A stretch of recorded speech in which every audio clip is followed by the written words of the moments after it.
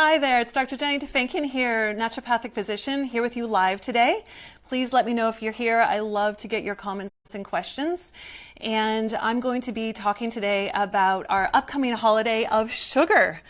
And we're also going to be talking about the immune system and how a little bit about food, mood kind of things, and the great pumpkin. Because what is Halloween without the great pumpkin, right?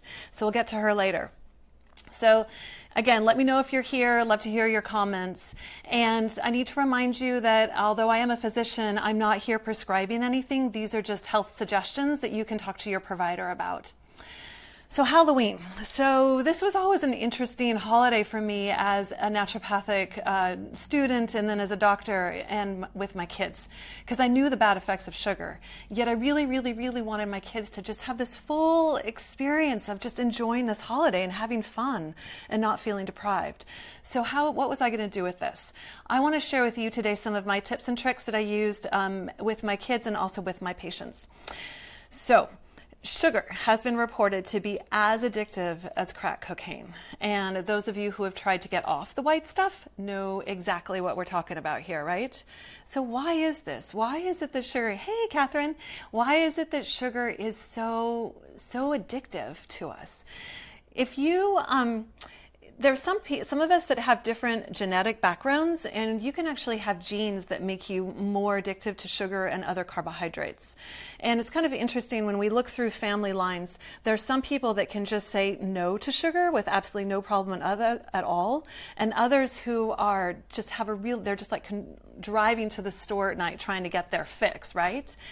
It's interesting, the genes that make us more carb and sugar addictive can also be associated with alcohol addiction. And we often see this within family lines. Like you look over a whole family tree, and there'll be some people that have a relationship with alcohol, and some are more of the carbohydrate ones. As we get into looking at treatments, the treatments for both are somewhat similar on a physiological level. So some of the suggestions that I make for sugar can also be used for alcohol. And so why is it that these substances are so seductive to us? No matter where you are on the genetic spectrum, there's still something super seductive about sugar. Imagine a big, huge multi-car garage, like a big, huge McMansion. There's like 5 different slots in there. There's room for the motorboat and for the Vespas, and every kid gets their own little Audi or whatever. So it's big, huge McMansion. Your brain is like that in your hypothalamus. We have this thing called the satiety center in the hypothalamus, and the hypothalamus is one of the structures that's part of the limbic brain. It likes to be full, and there are some foods that just slide right in there so easily. They are fat, sugar, and salt.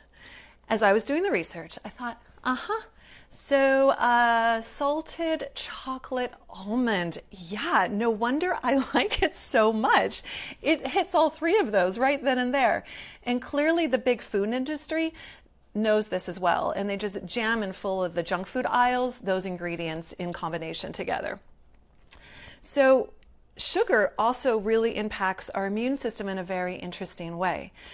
If sugar has glucose in it, which is absolutely essential for us to stay alive, we have to have sugar. And the white blood cells are part of our immune system. What happens when we eat a whole bunch of sugar is that our sugar levels just spike in our blood system, and it wreaks havoc with all different kinds of systems in our body, including the immune system. The immune system has those white blood cells, and within the white blood cells there's something called phagocytes. Phagocytes are these really cool, they're like these amoeba-like structures, and their job, it's like some really great video game or something, and they come out and they just engulf any viruses or bacteria. Their job is to hunt down alien things and kill them, and they do that by sliding around, and then they just hug them, and then they kind of inject like poison in them and deactivate them. One of the things that they love to use for that is vitamin C, which is why you should have more vitamin C this time of year.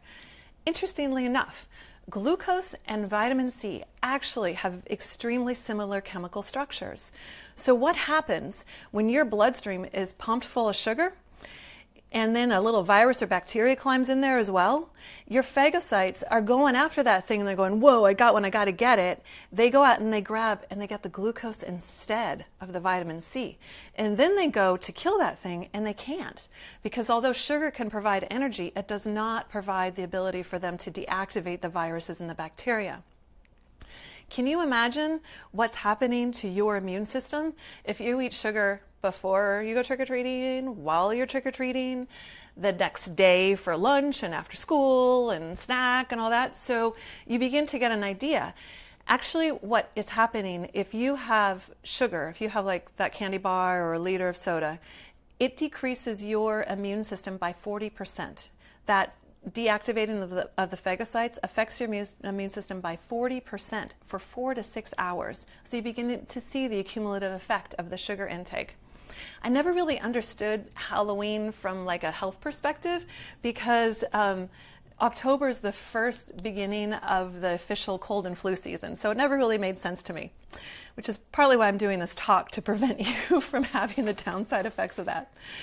So where are you on the sugar addiction scale? So you can just rate yourself here on a scale of 1 to 5. 1 is that you can just take it or leave it. It's not really that big of a deal to you, and you mostly leave it. Number 5 is you're one of those people that you know exactly where the sugar is in the house, and if you're out of the house, you know when and where you're going to get the next fix, right? If you're between 3 and 5, you might want to listen to the next 5 tips I've got here for you. So number 1 is to make sure you're eating enough balanced meals. This may be 3 meals a day. You may need to break your meals into shorter periods depending on what else is going on with you. But if you're eating quality protein, good fats, and good vegetables, that's going to really stabilize your blood sugar, and your brain's going to have this constant nice flow of energy. What happens if we're beyond hungry is that our brain knows this. It knows that sugar is going to be its quickest way of getting energy so that it can stay functioning, and it will throw visions of candy bars in front of you, or whatever your sugar thing is. It will throw that in front of you to say, feed me now before I die. And that's what it feels like. You got to feed it now before you die. If you are craving sugar, then you needed to eat protein like 20 minutes earlier. So that's tip number 1. Tip number 2, it's super easy to get into emotional food eating habits. And again, some people are more genetically prone to this or not, and you can get tested for that if you're interested. And the people that are more prone to this, there are some really great tools that you can use. One is to recognize that that's what's going on. If you're doing emotional eating, one of the ways you can tell is you're hunting for that thing to satisfy, and nothing ever really gets there. If you're eating for nutrition, you may crave something and you eat it and then you're done. You're good to go to your next thing. But if you're eating for emotional needs, then you eat that thing and that's not quite it. Maybe it's this thing that'll do it, and maybe it's that thing. So that's a sign. If you are doing emotional eating and you catch yourself, you can ask yourself 3 really powerful questions. 1, what am I feeling?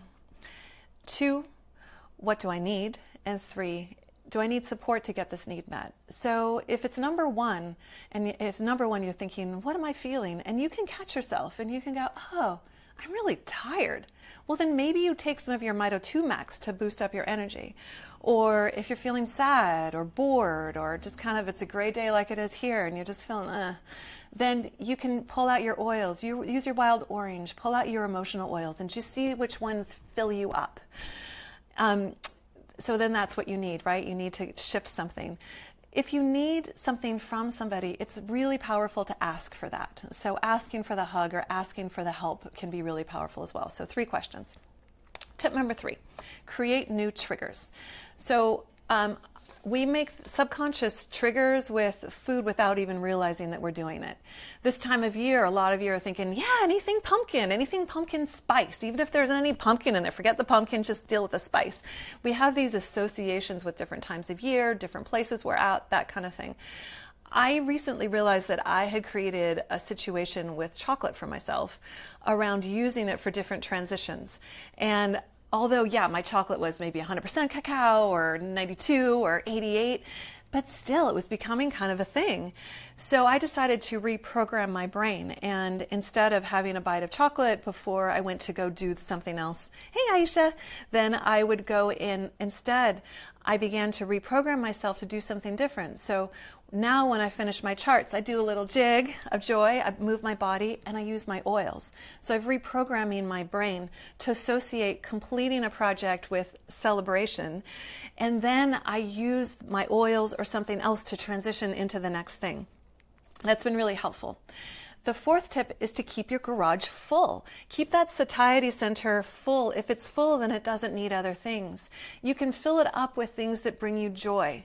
And you can even use your imagination for this. It doesn't have to be a real action. Your brain doesn't actually know the difference. So focusing on a really joyous memory and or doing some sort of future fantasy that really fills you up with excitement and joy, like thinking about that trip you're going to take next month, something like that can really fill up that satiety center. And then number 5 is there's a whole bunch of different oils and things that you can use to support your sugar cravings. So glutamine is very, very helpful for helping with sugar and actually alcohol cravings too. About 5 grams is considered a good dose. I recommend using that an hour before your sort of typical trigger point. So say it's when you come home from work or when you're transitioning into dinner with the kids or something like that. That's a time where you're like, oh, I just need a little something.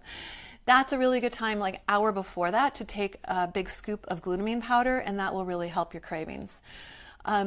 B vitamins help metabolize your sugars. And sometimes we crave things because we're deficient in minerals. So chocolate, for instance, is really known for having a lot of magnesium and copper and other minerals in it. So if you're craving things like chocolate, maybe you need more minerals.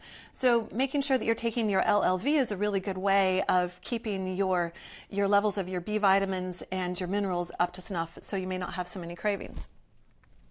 Mito 2 Max is great if you feel like you're reaching for sugar because of fatigue. And that's something that I do, that I have noticed in myself as well, that chocolate was sometimes my caffeine fix. And so I've been taking my Mito 2 Max at 4 o'clock as another dose to help boost myself up for the rest of my evening.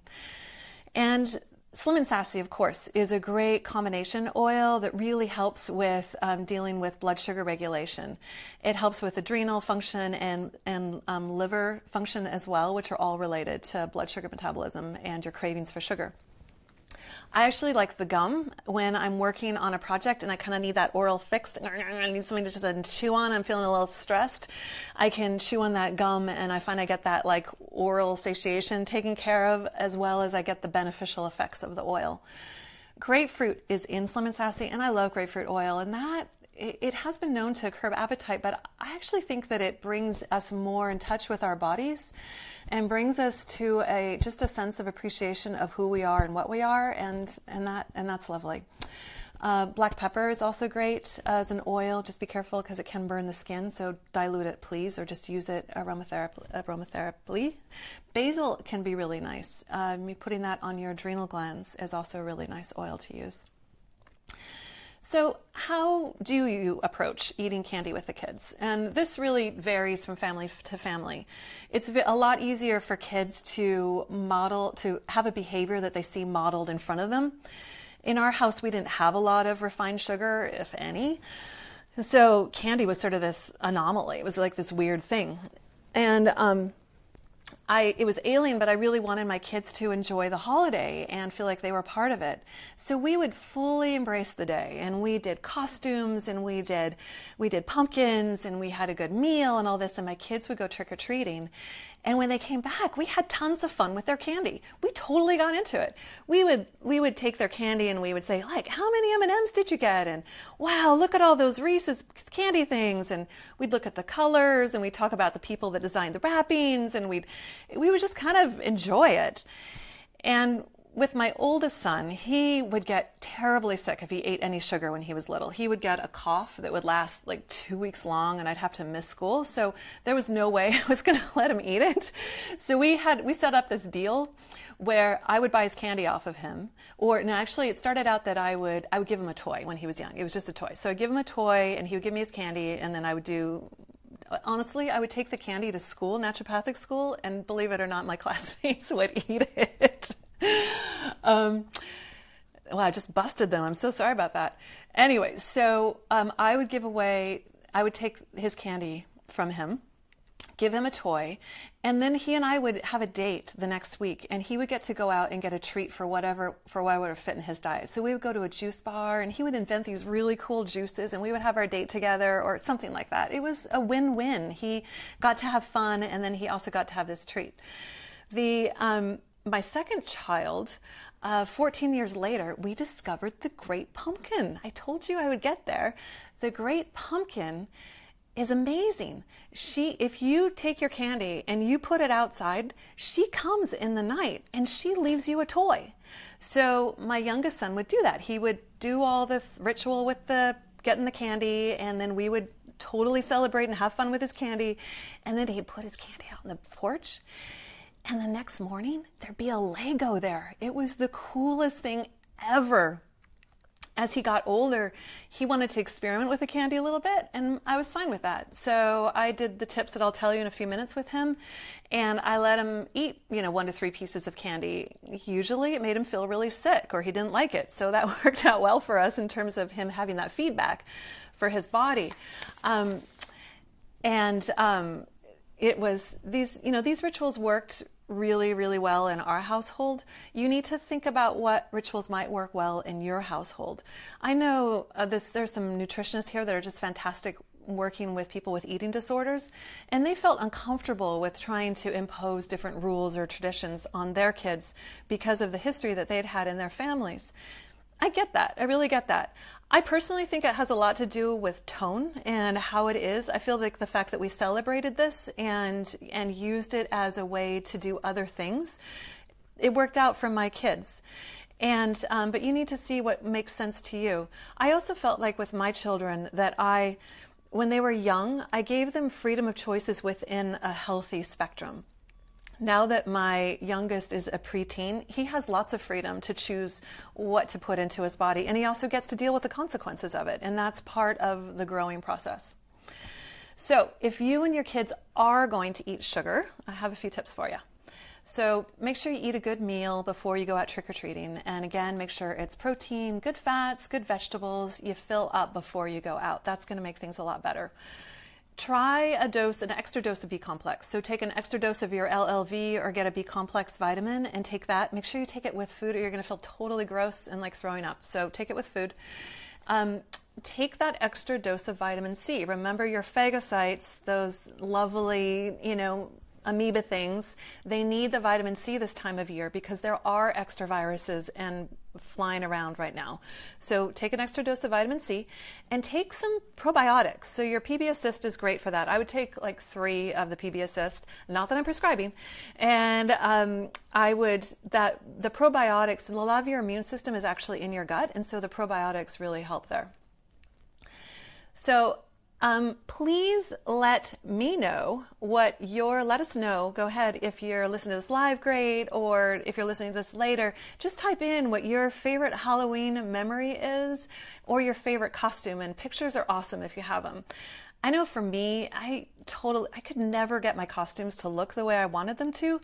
I would try to dress up as characters I was reading in books like Pippi Longstocking and Harriet the Spy, and nobody ever knew what I was, so I kind of failed in that department.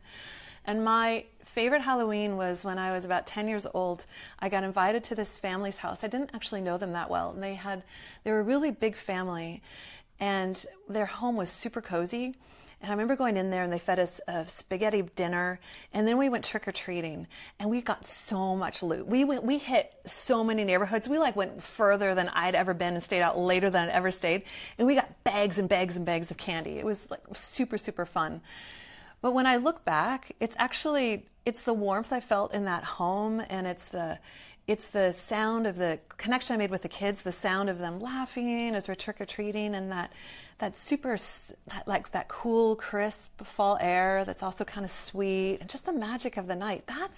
Those are the memories that really nourish me when I look back. The candy itself went into a coffee can until it stank, and then I throw it out at Easter. And every holiday it's really about the connections that we have with others and the love and the joy that we feel inside of ourselves and with those around us that make the memories sweet. it's never, ever, ever about the stuff. It's just not about the stuff. So please have a great time, have fun, and remember to love. Thanks a lot.